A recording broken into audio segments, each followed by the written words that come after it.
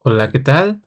Excelente día, mi nombre es Kevin y el día de hoy les voy a hablar sobre algo muy interesante, que es la energía del futuro, hidrógeno y celdas de combustible para un mundo más limpio. Vamos a ver a qué se refiere con todo esto.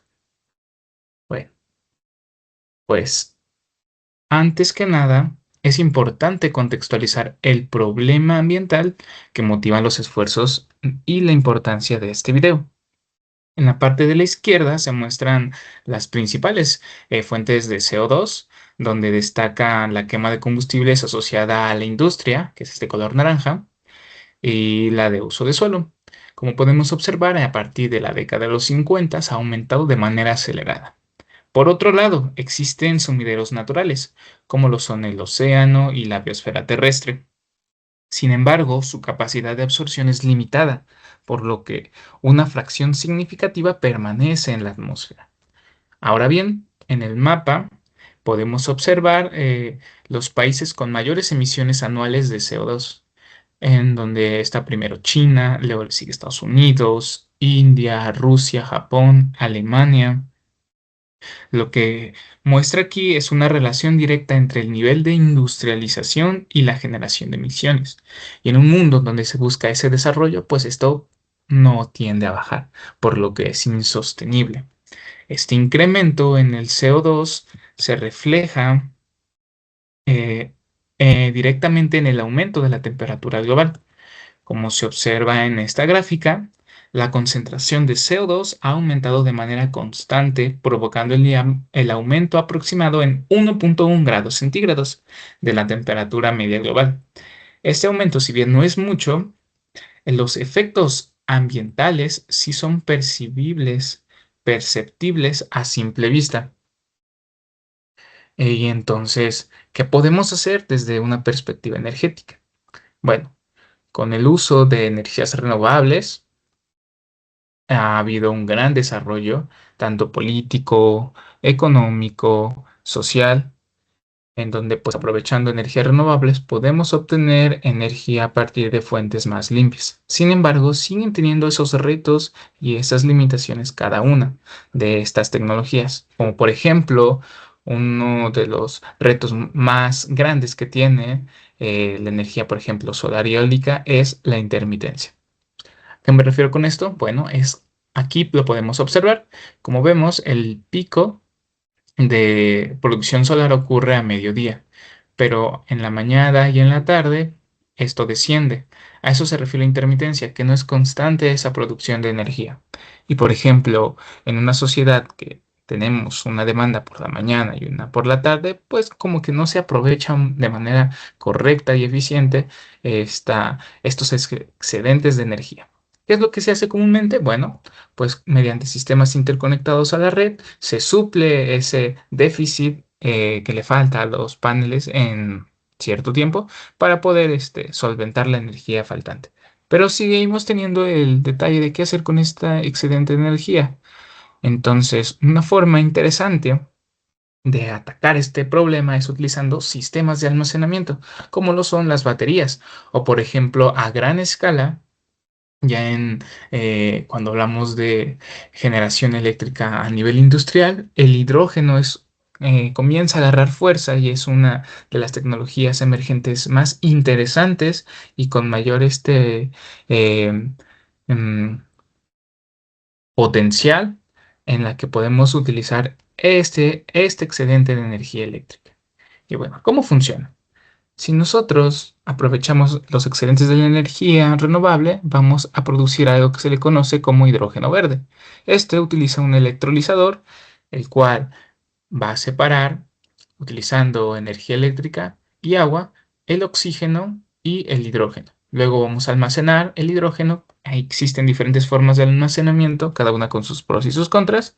Y cuando se requiera esa energía eléctrica, bueno, utilizando tecnologías de conversión, como lo son las celdas de combustible, vamos a poder nuevamente convertir ese hidrógeno en energía eléctrica.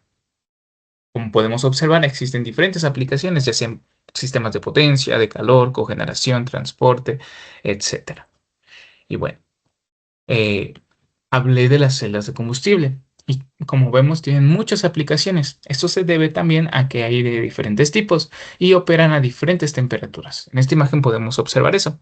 Están organizadas a diferentes temperaturas. El funcionamiento de una célula de combustible es similar al de una batería. Tenemos un cátodo, tenemos un ánodo y tenemos un electrolito.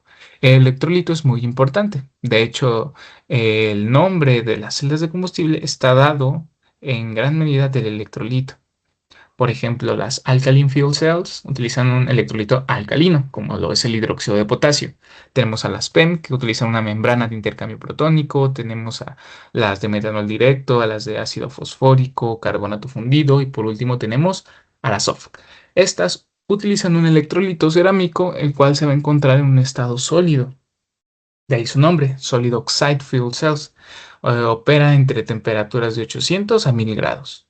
Una de sus ventajas principales es que posee la mayor eficiencia hablando de conversión de energía en relación a las demás celdas de combustible, entre un 80% en sistemas de cogeneración, a diferencia de las alcalinas o las PEM que llegan a un 50-55. Y bien, otra de las cosas interesantes de las celdas de combustible es que si es los subproductos o los residuos que obtenemos. ¿Y estos qué van a hacer? Bueno, si utilizamos hidrógeno, obtendremos agua y calor. Entonces, es una alternativa eficiente y limpia para poder obtener energía eléctrica. En el caso específico de la SOF, su funcionamiento es de la siguiente manera. Tenemos una reacción en el cátodo utilizando el aire, el cual se va a oxidar eh, y va a reaccionar con cuatro electrones que vienen de este circuito. Vamos a obtener dos iones O2 menos. Estos van a viajar a través de nuestro electrolito, en donde utilizando el combustible y estos iones van a reaccionar y vamos a obtener lo que habíamos dicho, calor y agua. Pero también hay un diferencial de potencial y este es el que precisamente vamos a utilizar para nuestra producción de energía eléctrica. Cosas importantes que debe de tener el electrolito para que sea un buen electrolito, bueno, debe tener una alta conductividad iónica. Los iones deben de pesar lo más que se puedan, pero debe tener una baja conductividad electrónica. Esto para evitar cortocircuitos o puntos calientes en nuestra celda de combustible, las cuales bajen su rendimiento o hagan que quedan obsoletas. Debe tener una alta densidad, casi hermético, porque se trabaja normalmente con gases. Una compatibilidad importante tanto térmica como química, debido a que los coeficientes de dilatación térmica deben de ser lo más parecidos posibles. ¿Esto por qué? Pues las SOF, recordemos, operan a altas temperaturas, entonces esto es muy importante. Y por último, deben de tener un espesor óptimo, ni tan grande ni tan pequeño. Ni tan grande para que ocurran procesos resistivos, ni tan pequeño para que se generen fracturas, laminaciones en el crecimiento o hotspots. Bien, por ejemplo, la literatura nos dice que entre 200 y 500 nanómetros eh, es un electrolito bueno, un espesor bueno para aplicarse en software.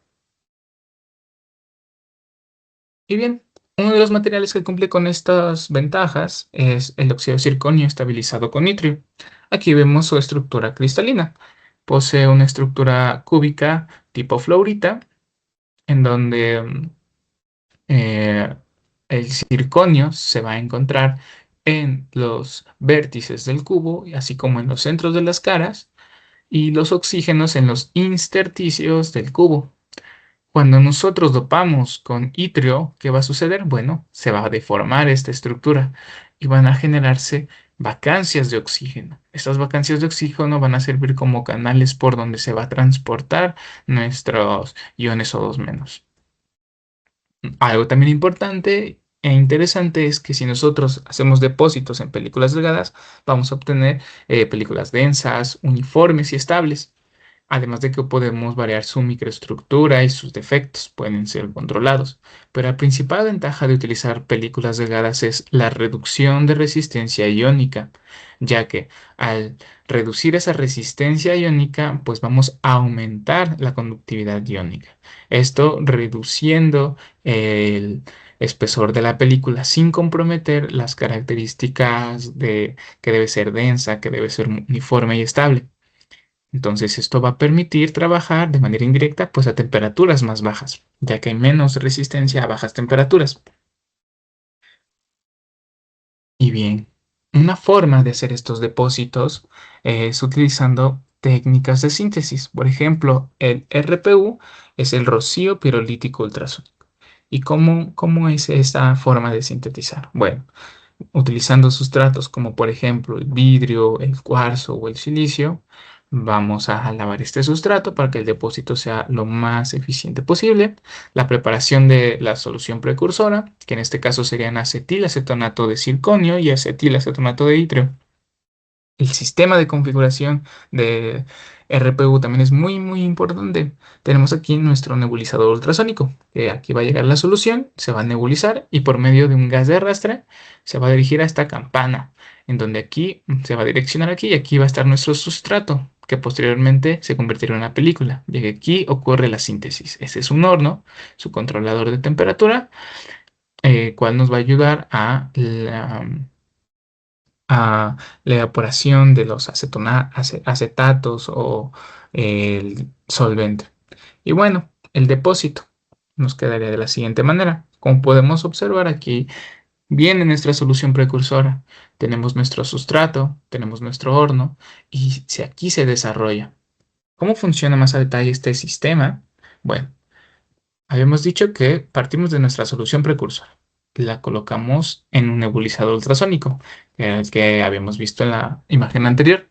Luego, por medio de gases de arrastre, que sería este, se va a dirigir nuestra solución precursora por aquí. Y va a llegar a una cámara de RPU, donde utilizando otro gas director, vamos a redireccionar nuestra solución y aquí es donde va a ocurrir el depósito, como lo que observábamos anteriormente. Ese es el horno y este es su controlador de temperatura.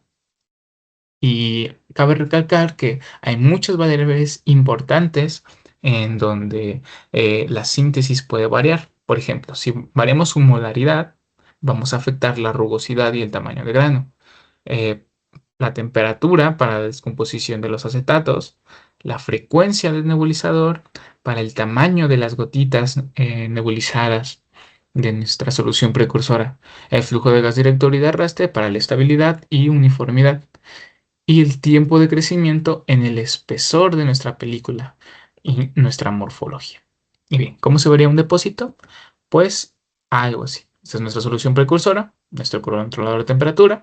Aquí está nuestro nebulizador ultrasónico. Nuestra solución viaja a través de esta manguerita, ¿no?, por medio de un gas de arrastre, se deposita por medio de este sistema. Esas mangueritas que vemos están reguladas por estos controladores de flujo y aquí tenemos nuestro embudo de la solución precursora. Y bueno, así sería un depósito eh, efectivo de un, un rocío pirolítico ultrasónico para obtener películas delgadas de óxido de circonio estabilizado con nitrio, las cuales se pueden utilizar para celdas de combustible en estado sólido. Eso sería todo de parte y muchas gracias.